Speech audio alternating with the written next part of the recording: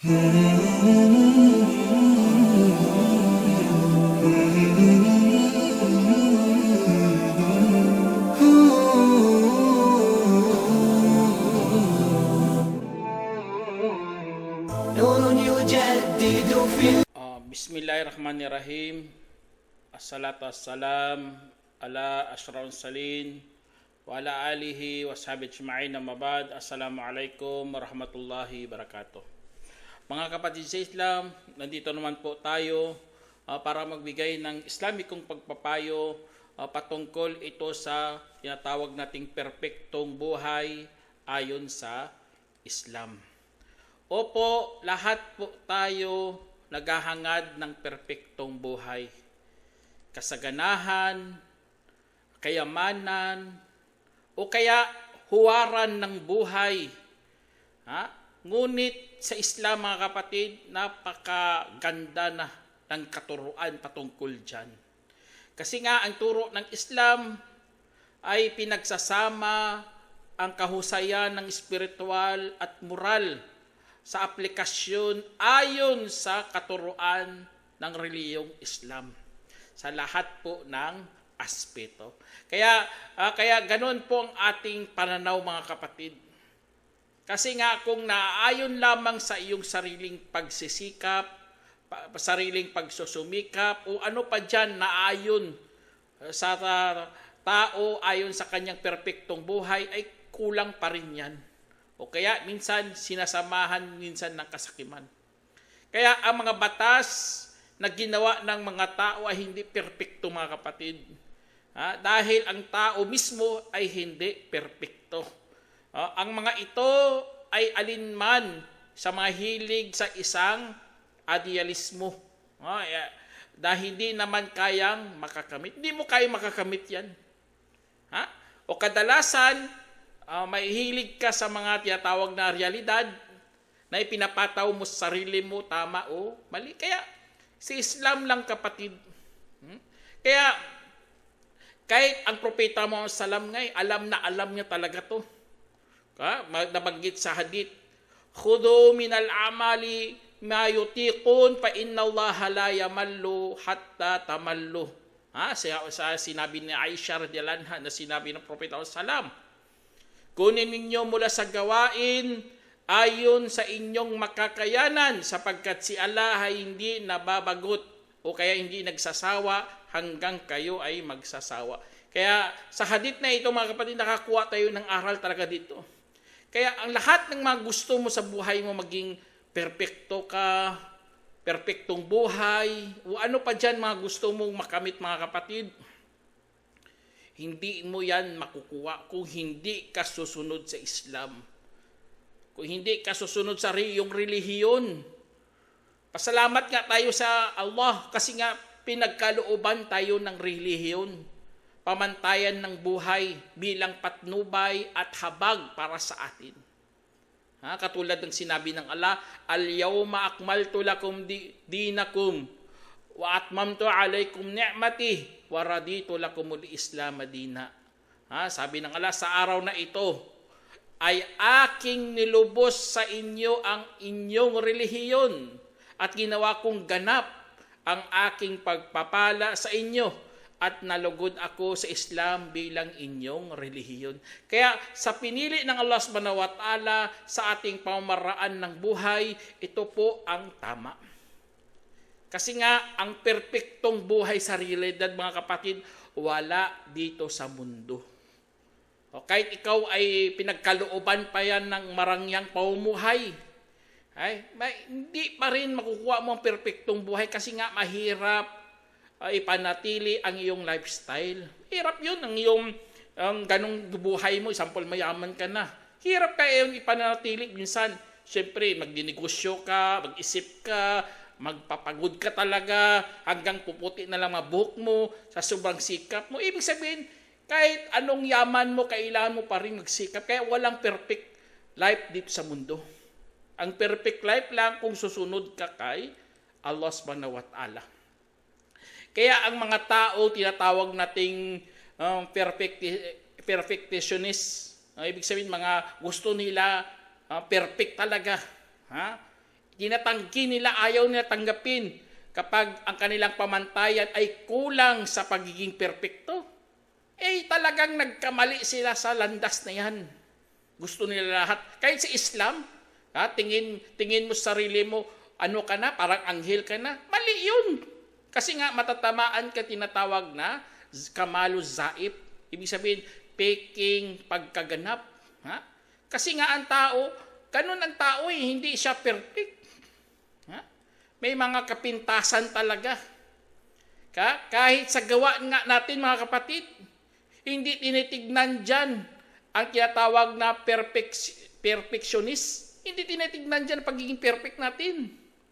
Katulad sa hadith na Abi Hurairah radhiyallahu anhu, qala Rasulullah SAW, la yadkhulu ahadukumul jannah bi'amalihi. Qalu wala anta ya Rasulullah, qala la wala ana illa ayat yatagammadani Allahu minhu bi rahmatin wa fadlin wa wadara yadahu ala ra'sihi. Na inulat ni Abu Hurairah radhiyallahu anhu na sinabi ng mensahero sallallahu alaihi wasallam, walang makakapasok, sabi niya, walang makakapasok sa isa sa inyo sa paraiso sa pamamagitan ng kanyang gawa. Kanilang sinabi, kahit ikaw ya Rasulullah? Sinabi niya, kahit ako, maliban kung babalutin ako ng Allah ng kanyang awa at kabutihang loob. At inilagay niya ang kanyang kamay sa kanyang ulo. Isinalaysay ni Ahmad. Kaya, tingnan nyo, napakatindi talaga dito mga kapatid. Hindi mo pwede gagamitin ang iyong gawa para papasukin ka sa paraiso. Tignan mo, ang gawain pala sa atin para malugod si Allah. Ganun ang ating pag-iisip. Ganun ang ating mindset. Ang ating pag-iisip, gumagawa tayo ng mabuti para malugod si Allah. Hindi gagawa ka ng mabuti para makapasok ka sa paraiso. Nagkamali ka kasi nga, kung gagawa ka ng mabuti, hindi naman para kay Allah.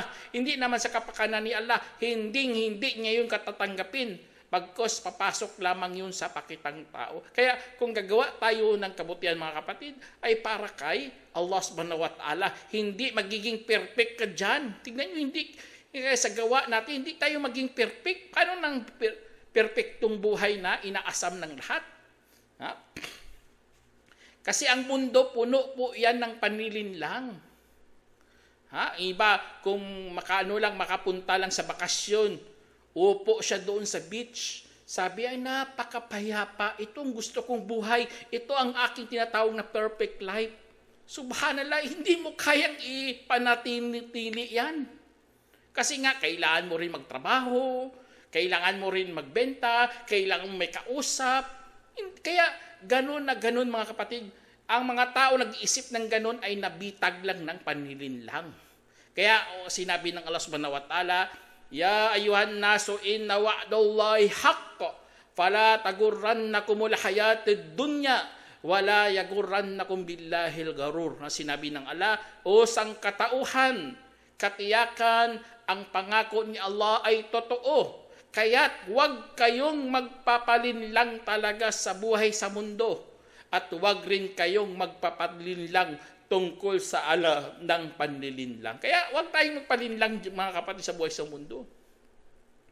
Ang iba nakaranas lang ng pagpunta sa Amerika, ipopost sa Facebook, okay lang yan, pero walang dapat may halong pagmamalaki, pagyayabang, o ano pa dyan.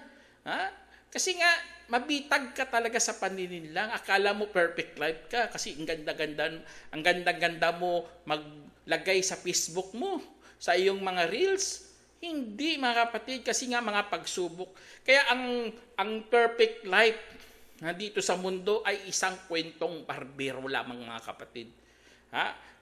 Ang tao sa totoo lang, nilikha tayo na merong magkakabaliktad ng mga pag-uugali. Tulad ng kasiyahan at galit. Tingnan nyo, kasiyahan at galit, magkaiba yan. Parang langit at lupa yan. At nakatatak na ito sa kanyang kalikasan. kagaya ng pagmamahal at puot. Ganun din ang pagmamahal at puot. At o kaya pagpapatawad at paghiganti. Kaya kung igiit mo ang perpektong buhay at itinatak mo ito sa iyong kaluluwa na tanging merong ganito lamang na kasiyahan at pagmamahal at pagpapatawad, kung gayon ikaw ay nasa hakang-hakang pananaw. Dahil hindi ito kayang tiisin ng tao. Tingnan nyo, hindi kayang tiisin ng tao yan. Kung ganun ang iyong pananaw, kung buhay mo puro kasiyahan lang, puro pagmamahalan lang, lahat pagpapatawad, kalokohan yan. Hindi yan totoo. Kasi nga ang tao, maraming mga nilikha si Allah subhanahu wa ta'ala ng mga ugali na kaya dapat dalhin mo lahat yan. Isang pula lang pagkagalit. Hindi man pwede na wala kang galit. Subhanallah, nagagalit ka pa rin kahit anong gagawin mo. Kasi ganun ang pagkalika sa iyo. Kaya dahil doon mga kapatid, hindi talaga dito ang tinatawag nating perfect life. Doon yun sa paraiso. Kaya meron ngang talata na tatanggalin ng Allah subhanahu wa ta'ala ang iyong puot. Tatanggalin ng Allah ang iyong puot. Dito wala yan, hindi yan, nandyan laging kasi nga nasa pagsubok tayo mga kapatid. Kaya akala ng iba na ang mundong ito ay napaka-perfecto, subhanallah. Tignan nyo, may mga taong gano'ng pag-iisip, kaya nagkaroon sila ng sakit. Kaya tulad ng sinabi dito ng Allah subhanahu wa ta'ala sa Quran, وَمِنَ النَّاسِ مَنْ يُعْجِبُكَ قَوْلُهُ فِي الْحَيَاةِ الدُّنْيَا وَيُشْهِدُ اللَّهَ عَلَى مَا فِي قَلْبِهِ وَهُوَ أَلَدُّ الْخِصَامِ وَإِذَا تَوَلَّى سَعَى فِي الْأَرْضِ لِيُفْسِدَ فِيهَا وَيُهْلِكَ الْحَرْثَ وَالنَّسْلَ وَاللَّهُ لَا يُحِبُّ الْفَسَادَ وَإِذَا قِيلَ لَهُ اتَّقِ اللَّهَ أَخَذَتْهُ الْعِزَّةُ بِالْإِثْمِ فَحَسْبُهُ جَهَنَّمُ وَبِئْسَ الْمِهَادُ. Katulad ng sinabi ng Allah. At meron sa mga tao na nabibighani ka sa kanyang pananalita sa buhay sa mundo at pinapasaksi pa ng Allah hinggil sa kanilang puso. Gayon paman, siya ang pinakapintas na kaaway. At kapag tumalikod ay nagsumikap sa kalupaan upang makakapinsala roon at winawasak ang pananim at hayop at hindi minamahal ng Allah ang katiwalian. At kapag mayroong nagsabi sa kanya, katakutan mo naman si Allah, kinukuha siya ng karangalan sa kasalanan, kaya sapat na sa kanyang impyerno at sadyang napakasamang himlayan. Kaya tingnan nyo dito sa sinabi ng Allah mga kapatid, kapag mayroong nagsabi sa kanya, matakot ka sa Allah, nalinlang na siya, sobrang linlang niya sa mundo. Akala niya kanyang mga ginagawa, mabuti lahat. Perfect. Kaya sabihan siya, tingnan niyo sa TV, kahit sa mga pelikula, kahit sa mga drama, daming mga kalaswaan, akala nila perfect life yan. Kaya kung may nagsabi sa kanila, matakot ka naman kay Allah, matakot ka sa Diyos, ano sasabihin niya? Hindi ka lang gifted, hindi ka blessed kasi ng Diyos, subhanallah. Nakuha siya ng kanyang karangalan sa kasamaan. Tignan, napakasakit. Akadathul izzatu bil ithim. Nakuha siya ng kanyang karangalan. Kasi marangal siya. Marami siyang pera, nasa posisyon siya, pamilya niya mayayaman, may kutsi siya na sports car, o ano pa dyan. Nakuha siya ng karangalan sa kasamaan. Ganon po mga epekto ng mga kapatid na nag-aakala ka na ikaw nasa perpektong buhay. Kaya sa totoo lang, ang dunya, tinawag na dunya ang mundo, galing sa salitang daniya. Ang daniya, ibig sabihin ng daniya, mababa o kaya hamak. Kaya bakit ka ganon mag-isip mga kapatid? Tinawag na nga to ng Allah, tinawag na nga to dunya, kasi mababa. Ikumpara mo sa paraiso ng Allah subhanahu wa ta'ala.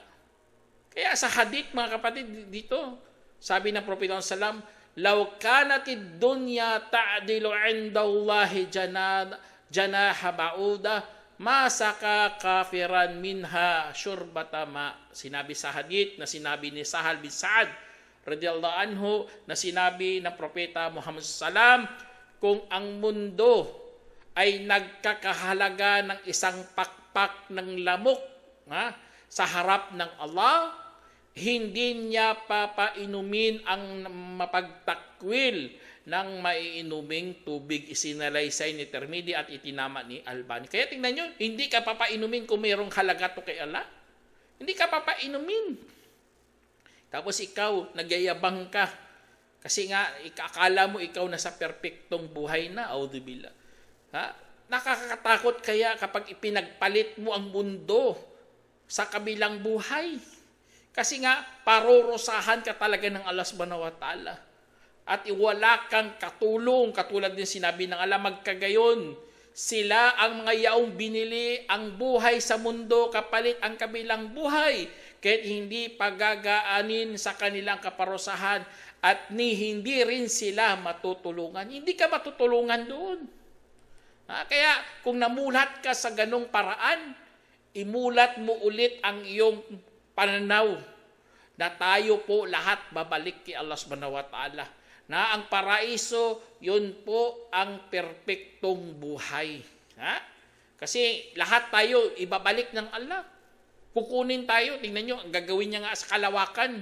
Katulad ng sinabi ng Allah, Yawma tatwis samaa katay sijilli milil kutub kama bada'na awwala khalqin nu'idu wa'dan alayna inna kunna fa'ilin. Sinabi ng Allah, araw na kung saan itiklop namin ang kalangitan kagaya sa pagtiklop ng pahina para sa talaan. Katulad ng aming sinimulan sa unang pagkalikha, gayon din, pababalikin rin namin iyon. Pangako na ukol sa amin, tunay na kami ang naging mga tagagawa. Kaya ang Allah subhanahu wa ta'ala, pinaparangalan niya sarili niya, dinadakila niya sarili niya, na kaya niya lahat pa uulitin ang pagkalikha. Ibig sabihin, sisirain, wawasaking, lilipulin lahat ng mga nilikha ng Allah. Kasi nga, pababalikin niya doon sa Kanya. Kung ikaw, kung ang pag-iisip mo, ang perpektong buhay doon sa paraiso, Allahu Akbar, mapalad ka kapatid. Ngunit kung ikaw, ang pag-iisip mong perpektong buhay dito sa mundo, ay talagang masasawi ka sa araw ng paghukom. Ang mga nararamdaman natin kapayapaan, pinapatikim lang yan ng Allah. Bilang pagsubok. Kapag makakaramdam ka ng kapayapaan, pinapatikim rin yan ng Allah. Para malaman mo na mayroong Darussalam. Lugar na mayroong kapayapaan, doon yun sa paraiso. Kaya, ang perpektong buhay mga kapatid, ay hindi sa isang mundong walang problema, kung dito sa mundo, may mga problema talaga. O kaya, pusong na may marunong humawak sa maraming pagsubok. Kasi ganun ang buhay dito. Perpektong buhay, kung iaayon mo talaga sa katuruan ng Islam, dadaan ka talaga sa problema. Kailangan meron kang puso na marunong humawak ng mga pangyayari, lalo na mga pagsubok, na meron kang tiwala kay Allah, pasensya at tamang pananaw sa buhay. Kaya hindi sukatan, kapatid, ang kayamanan dito. Hindi sukatan ang kasikatan o kaya ang kaginhawaan, kundi ang kalinawan ng layunin o kaya kapayapaan ng loob at katapatan para sa Allah subhanahu wa ta'ala. Ibig sabihin, mauugnay pa rin ang buhay mo sa tagapaglikha. Kasi nga, yun ang gusto ng Allah subhanahu wa ta'ala. Kaya pag-iisip natin kapag nakatikim tayo ng mga biyaya, ay magpasalamat ka talaga kay Allah. Meron nga sinabi si Allah subhanahu wa ta'ala sa banal na Quran, sabi niya, "Ma yaftahillahu lin-nasi mir rahmah, fala mumsika laha wa ma yumsik fala mursila lahu min ba'dihi wa huwal azizul hakim." Sa sinabi ng Allah, anumang binubuksan ng Allah para sa mga tao, buhat sa habag, kung gayon ay walang tagapigil para rito. At anumang pinipigil ay walang tagadala para sa kanya pagkatapos nito. At siya ang makapangyarihan na marunong. Tingnan nyo, kapag may mga biyaya mga kapatid, huwag kang mag-isip talaga na ito, galing sa aking galing, galing sa aking sakripisyo, nag-abroad ako, sinakripisyo ko lahat-lahat para magkapera. Huwag kang mag-isip ng ganun. Galing lahat yan kay Allah. Kasi kung titigilan niya yan, ayaw kanyang papuntahin dito sa abroad, hindi ka talaga makakapunta, hindi ka makakuha ng biyaya. Kaya alhamdulillah sa ating relihiyon, tinuturuan talaga tayo na ang Allah lamang ang kayang magbigay at kayang magpigil sa mga biyaya. Kaya ang perpektong buhay mga kapatid, huwag mo talagang iasa sa sarili mo yan. Wala. Kung bibigyan tayo ng Allah subhanahu wa ta'ala ng kaginhawaan, kapayapaan, pagmamahal o ano pa dyan, pasalamat ka kay Allah. At saka meron pa siyang tinatagong pabuya. Yun yung tinatawag natin perfect life. Na walang mata, nakakita, walang tenga, nakakarinig, at wala man lang sa puso na nasagi ng mga puso. Yun ang paraiso, yun ang perfect life. Kaya ang mga nabanggit sa Quran, mga kapatid, sabi ng Allah dito, alladhina yastahibuna alhayata ad-dunya 'ala al-akhirah wa yasudduna an sabilillah wa yabghunaha 'iwajan ulaika fi dhalalin mubin. Sabi dito ng Allah, mga yaong mas iniibig ang buhay sa mundo kaysa sa kabilang buhay, umaharang sila sa hinggil sa landas ng Allah at humahanap pa roon ng kalituhan. Magkagayon sila ay nasa malayong pagkaligaw. Tingnan nyo, ganun pala mangyari sa iyo. Kung ang perpektong buhay dito sa mundo ay talagang malayo kang naligaw. Hindi lang ligaw, bagkos nasa malayong pagkaligaw. Kaya ang buhay dito hindi perpekto kahit anong gawin mo. Kahit mayaman ka, hindi yan perfect life. Dapat may takot ka pa rin sa Diyos. Dapat malugod pa rin sa iyo ang Allah. Kaya alam naman natin maraming nalilibang dito sa mundo mga kapatid. Hindi nila alam ang talagang tunay na katatagan mga kapatid ay sinasamahan talaga ng kahinaan. Yun ang natin. Yun ang tao. Kaya kung iniisip mo perfect life ka dyan, billah. Kasi hindi mo kayang ayusin yan . Yung ganun ang pagkagawa ng Allah. Kahit katulad sa nga rin dito sa kwento dito ng hadith patungkol sa sinasamahan mong asawa mo, ang mahal mo sa buhay mo. Hindi nga natin tinuturing yan silang perpekto . Kahit mga lalaki hindi rin perpekto. Ngunit inutusan tayo na magiging mabuti sa kanila. Katulad sa hadith dito mga kapatid, an Abu Hurairah radhiyallahu anhu na sinabi ng mensahero sallallahu alaihi wasallam, katotohanan ang babae nilikha mula sa tadyang, hindi siya matutuwid kailanman para sa iyo sa kahit anong kapamaraanan. Kaya kung magpakasaya ka sa kanya ay magpakasaya ka kahit meron po siyang baluktot. At kung pinilit mo siyang itutuwid, maputol mo lamang siya at ang pagkaputol sa kanya ay hiwalayan. Tingnan nyo, ganun ang hadith. Sinalaysay ni Muslim. Hiwalayan mga kapatid. Kaya kung gano'n ang mga iba kasi napakababaw talaga mag-isip. Kala nila lahat ayos lang, perfect life na to. Itong perfect love ko. Hindi, huwag kang gano'n kapatid. Lahat magpapatawad lang. Kahit anong gawin, papatawad. Hindi gano'n. Kasi nga wala tayo sa perfect life. Dito sa mundo, pagsubok lahat yan ng Allah subhanahu wa ta'ala. Kaya ang Islam, tinuruan din tayo, tingnan nyo, sa hadith dito, la tafrak mu'minun mu'mina in karya minha khulukan radiya minha akhar aw qal agayrahu. Sinabi dito na inulat ni Abu Hurairah, sinabi ng Propeta sallam, huwag kamumuhian ng isang manampalataya ang manampalatayang babae. Ibig sabihin dito mag-asawa to Kung meron siyang kinamumuhian mula sa kanya na ugali ay malugod naman siya sa iba. Sinalaysay ni Muslim. Subhanallah, napakaganda ng katuruan dito. Kaya huwag kang umasa talaga ng masyadong mataas na inaasahan kasi nga puno tayo ng kapintasan. Kung hindi siya marunong magluto, baka marunong naman siya maglinis. Ayan. Kung wala siyang kaya hindi lahat pabor sa iyo, kapatid, ang lahat ng mga gusto natin. Kaya lalo na mayroon na kayong mga anak. Tapos ang kukulit pa. Dinodrawing nila ang kanilang mga gusto sa pader. Subhanallah. Kaya kailangan pagtiisan mo yan. Kasi nga lahat po tayo dadaan sa ganitong mga pagsubok ng Allah para makamit mo po ang perpektong buhay. Kaya ang lahat ng mga pinapatikim ng Allah subhanahu wa ta'ala dito ay pagpapala niya yun sa atin. Pinapatikim sa atin ang kasiyahan, pagmamahal, para malaman natin o kaya magsumikap ka lalo na insyaallah makapasok ka sa paraiso.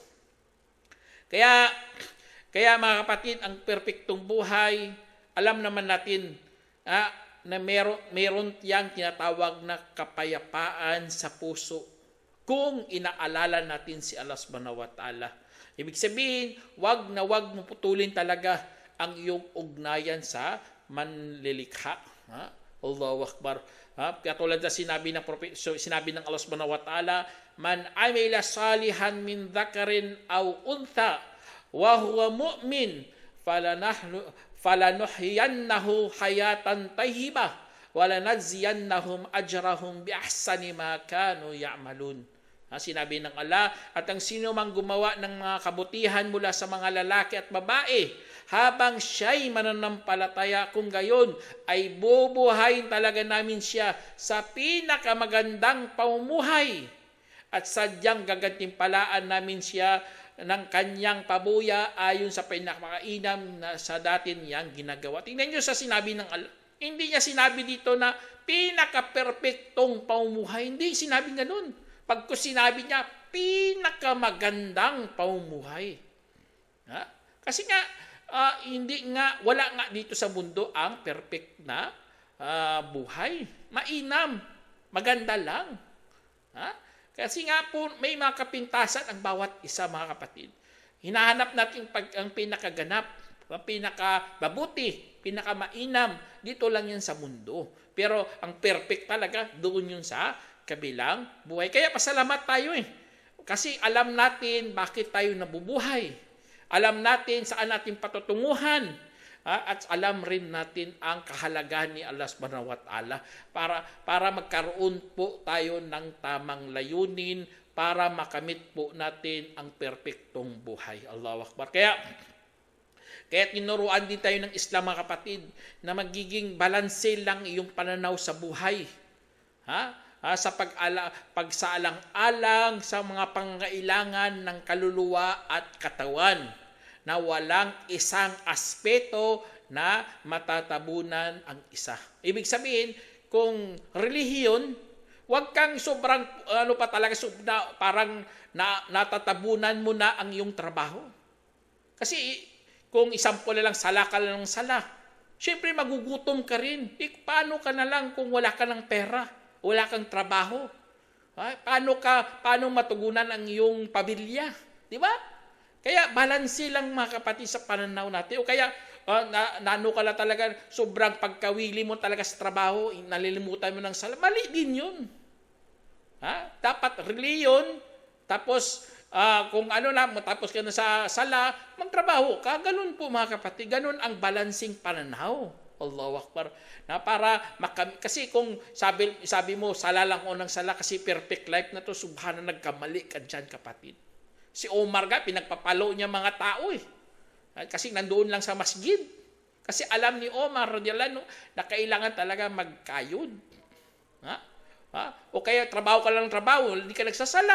Mali din yun.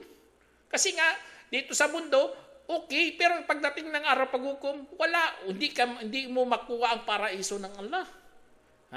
O kaya samba ka lang ng samba. Nalilimutan mo na, meron ka palang pamilya, meron ka palang mga anak, meron ka bisita, meron ka palang asawa, subhanallah. Kaya ang Prophet sallam nga sa time niya, Pinagalitan niya ngayong tao na yun eh. Si Amr bin As, sinabihan talaga siya. Na sa iyong mata, meron kang karapatan. Sa iyong katawan, meron kang karapatan. Sa iyong bisita, meron kang karapatan. Sa iyong asawa, meron kang karapatan. At bigyan mo lahat ng mga may-ari ng kanyang karapatan. Kaya, subhanallah, ganun ang utos ng... Kaya, balance kapatid. Ganun ang natin.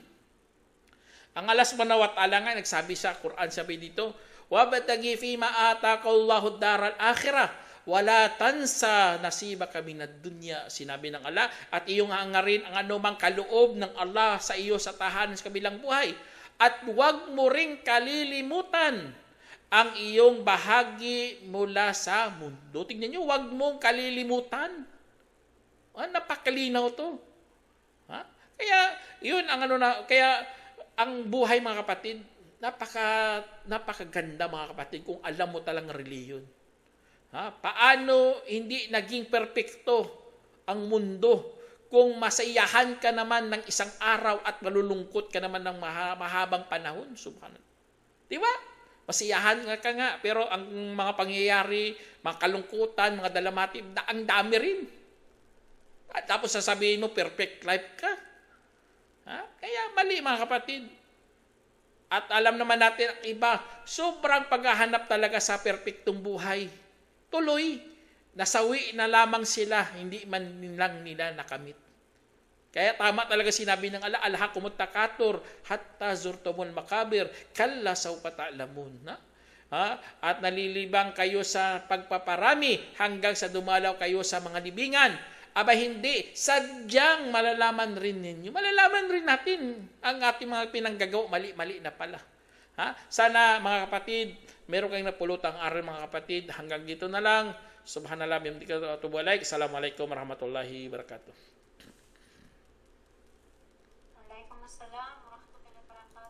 جمعية الدعوة نور، الدعوة للجميع.